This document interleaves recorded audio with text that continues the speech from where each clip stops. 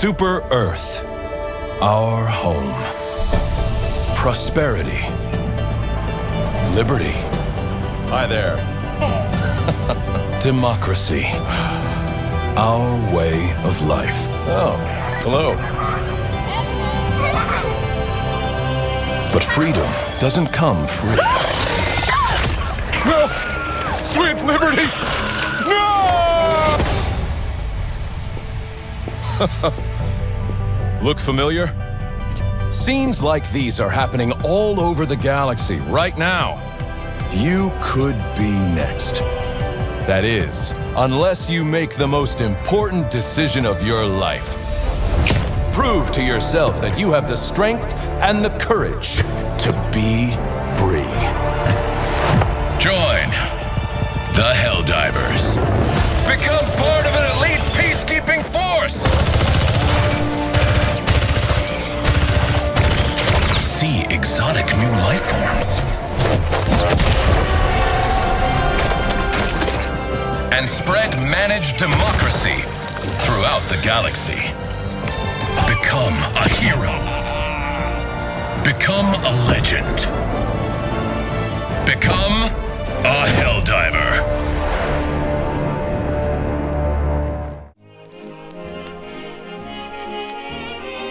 This video is the first part of a series of videos. Why did I write it like that? This is the first video of a series where I will cover every single weapon in Helldivers 2. And I mean every weapon. But let's just focus on getting this done first, because I've spent like 4 months on it at this point.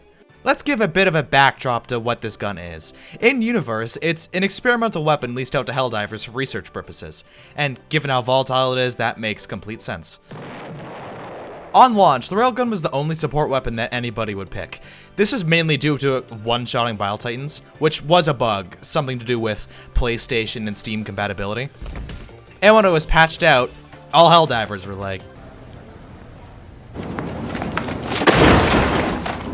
Then came along the 60-day patch, and the Railgun became even stronger than it was at launch. It currently stands as one of the most versatile support weapons in the game, being usable on all of the game's fronts, and is my personal favorite weapon in the game. So, how does this gun even work? The Railgun is a high damage charge up weapon, which means that it needs to be charged up before it can be fired, releasing the trigger, firing the weapon. Hey, do I really have to say this? It's clear that releasing the trigger fires the gun. Just read the script, please. Do I need to remind you that this is part of your contract with the Ministry of Truth? The violation of which would have you forfeit the life of your pet goldfish and... Ugh, fine, you win. I'll read the stupid script. When fired, the projectile does 600 damage, and has an armor penetration of 5, being on the lower end of heavy armor. And the projectile has a speed of 2,000 meters per second. But we haven't even gotten to the Railgun's main gimmick yet, that being unsafe mode. Unsafe mode is unsafe, but it buffs the weapon considerably based on how long you charge it. Assuming you're able to fire it at 99.99% charge every single time you fire it, it does 1,500 damage and does the same penetration. And now for something completely different.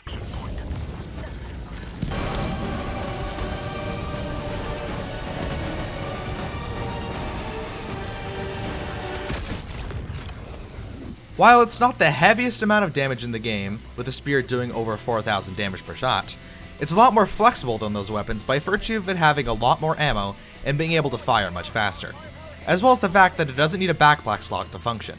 It not having a backpack slot gives you a lot of options when deciding what to bring. Are you constantly moving from point to point, running and gunning? The jetpack might be up your alley. But unsafe mode is called unsafe for a reason. See, in safe mode, you can hold down the fire button all you want, no problem. But in unsafe mode, you have about 3 seconds to fire that gun before it explodes. Despite the risks, it is very much worth it to use unsafe mode, even if it means you're added to the Wall of Martyrs occasionally. So, should I be using the Railgun as a heavy anti-tank weapon?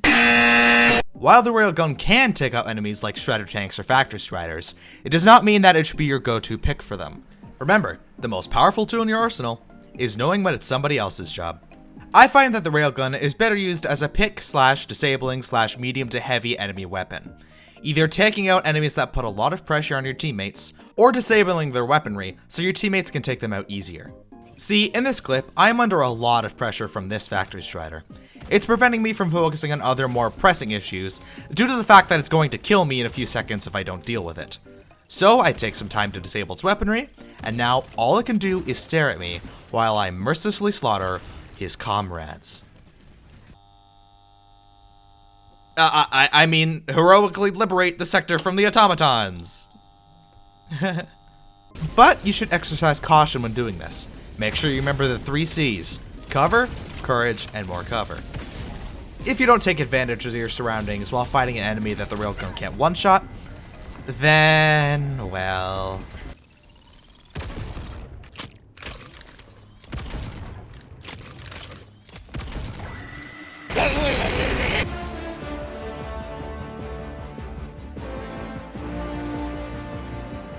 Now that you know how the gun functions, let's talk about how it interacts with every enemy on each front, except for light units. I shouldn't need to explain why that's a gross misallocation of Super Earth resources.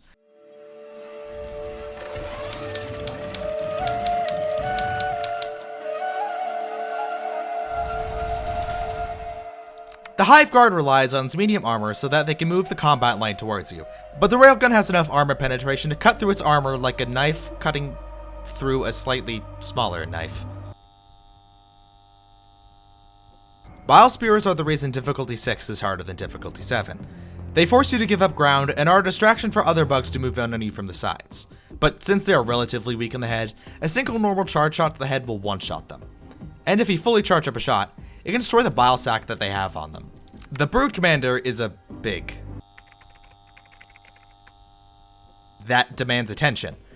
It has a decent chunk of health, pushes you back, and has goons on call at all times that will shred you like a fish fillet if not respected. But aim for the head with a half overcharge shot and it one-shots them. Don't use the railgun against streakers. It's the worst weapon against them, bar none. The railgun is surprisingly good against chargers, two-shotting them if you aim for the head, and capable of stripping armor off of their legs. Or destroying their butt so it bleeds out. Just don't take it personally when someone shoots it with a recoilless rifle before you land your second shot. Now for the bastard, the Stalker. Ugh. The railgun is a very reliable, non-electric weapon against them. If you aim for center mass, it has the potential to one-shot them. And for an enemy that can kill you extremely fast and throw you around like a wet soccer ball, that is very valuable. The railgun is a very ammo-efficient option against a Bile Titan, but it isn't the fastest option. It takes about 2 fully charged shots to the head to take one down, but given how Bile Titans are either miles away or literally on top of you, it can be very hard to take them out before they kill you. But if you know how to move around, it's a very consistent way to kill them. The railgun is a very good choice against impalers, as 2 overcharged shots to the forehead will kill it. And given how they stay very still when attacking, it's not hard to line up shots. Just watch out for the tentacles. Or don't, if that's what you like.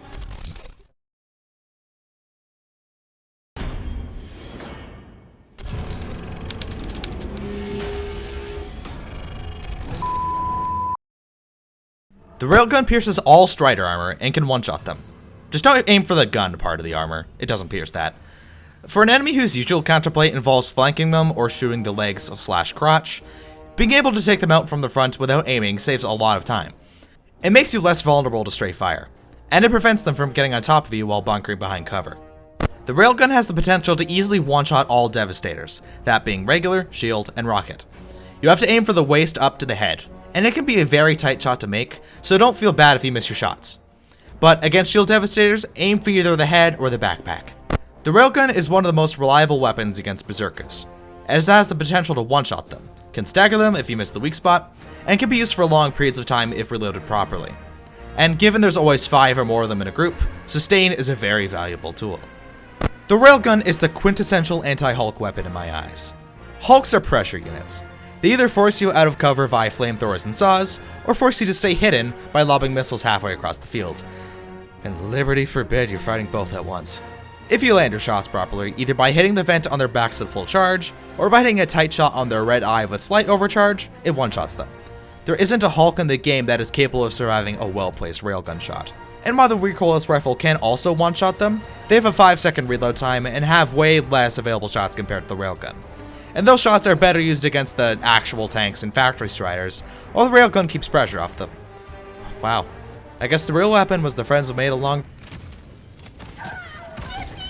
Oh! What happened? Oh my god, he just starfish midair. The railgun is one of the best weapons to use against gunships, alongside weapons like the autocannon, HMG, and laser cannon. It can one-shot them if charged up enough, and since its projectile moves across the map in half a second, it can be used more reliably at longer ranges, if you can get past the fact that you can't see with the green dot in the way. He was talking about when he was this is it. This is gunship clips. I didn't, okay. Gunship. There we go, that's one. Oh, nice shot. Oh! Oh my god! I described this enemy briefly earlier on the video, but I'll go over it again. Against Factory Striders, I feel the railgun fills a very specific role, which is disabling. A Factory Strider left unchecked will get itself into a position where it will slaughter your entire team with its cannon turret and Gatling guns. Mitigating this risk turns it from one of the most demanding enemies on the field into a joke, which means that you can run up and destroy it with thermites or like 10 shots from the railgun. Also, the Fact Strider spawns Devastators periodically, so prepare to deal with that. Finally, we're done. Can I go home now?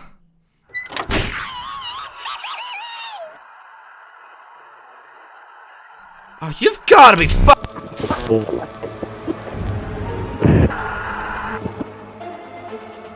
Against the Illuminate, the railgun is certainly a choice that you can make. I will preface that the railgun has a very high skill floor on this front, being less consistent than something like the AMR, for example. You'll find yourself often hitting limbs and shields more often than heads. But if you can get past this issue, you'll see there's a reason that it's on the front page of the Omens of Tyranny update. The railgun has the potential to one-shot Overseers, but this is mostly reliant on hitting headshots. In practice, it's usually a two-shot, which is still very good, to be fair. On the regular Overseers, it can struggle against their shields, but I found that if you walk towards them while charging the railgun at closer range, it makes them drop it for a melee attack, giving you a few seconds to hit your shot. This move is inherently risky, so use this trick at your own discretion. On the elevated Overseers, it's a very similar fight, but is wildly different at the same time. You need to have a good idea of how they move around the environment, and occasionally that's a little difficult. At the very least, you interrupt them easier, so grenades are less of an issue since they just drop them, and you have multiple points which you can one-shot them, that being the head and the jetpack. Against tripods, the railgun is one of the strongest picks for very similar reasons to the Hulk.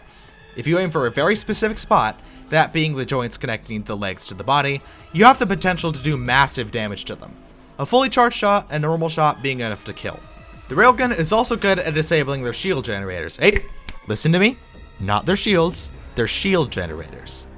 Leaving them open to your teammates if you can't line up shots for whatever reason. Against flesh mobs, the railgun is particularly weak. It does too little damage and fires too slowly for it to be reliable against them, but it can do damage against them if you're in a pinch. Against stingrays, the railgun is one of the best options at your disposal, taking 2 regular charge shots to take it out. And going off of this information, I'm going to assume that 1 fully charged shot is enough to take it out as well. A fully charged shot is kind of risky against them because there's a chance that the stingray will just not go in for a shot, and you'll just have wasted a bullet that could have been used elsewhere. The railgun is completely useless against Leviathans. It can't even damage their guns. The only time I've ever seen it be useful is when somebody damaged it beforehand with a recoilless rifle. The railgun is also very good against Watchers, being capable of one-shotting them if you hit them in center mass. But if you miss that center mass and hit instead one of their limb parts, what are those actually? The limb parts, I'll call them? It does destroy that, but it leaves them alive, giving them the opportunity to call reinforcements. And now for a bit of trivia that I couldn't fit into the video elsewhere but wanted to show off anyway. The railgun can take out bot fabricators. It takes around 6 fully charged up shots to do so, but it can do that if you're in a pinch.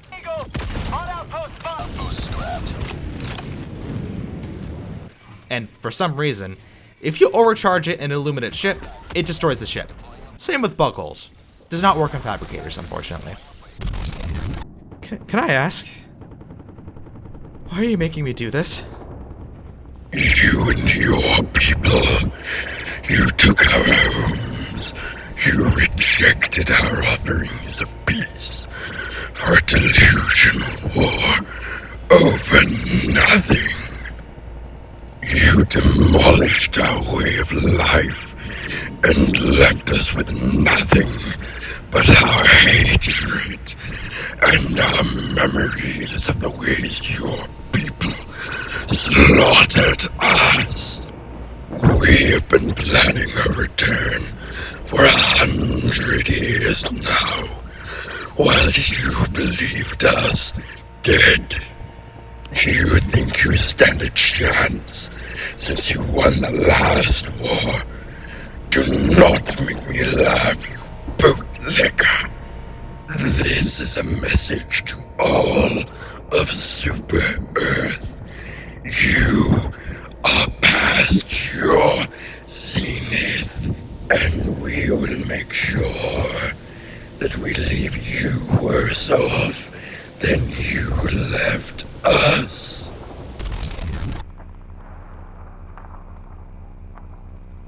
Cool. You didn't answer my question, though. I know.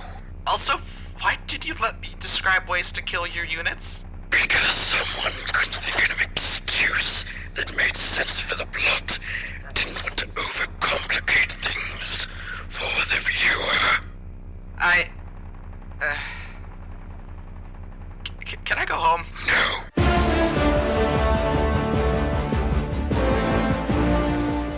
Yeah. First of all, thank you for watching. Second of all, I put a lot of work into this video, so I would greatly appreciate it if you would subscribe. And third of all, I'm going to be releasing a behind-the-scenes video for this sometime in the future, not exactly sure when, but that will be happening. And fourth of all, have a good day.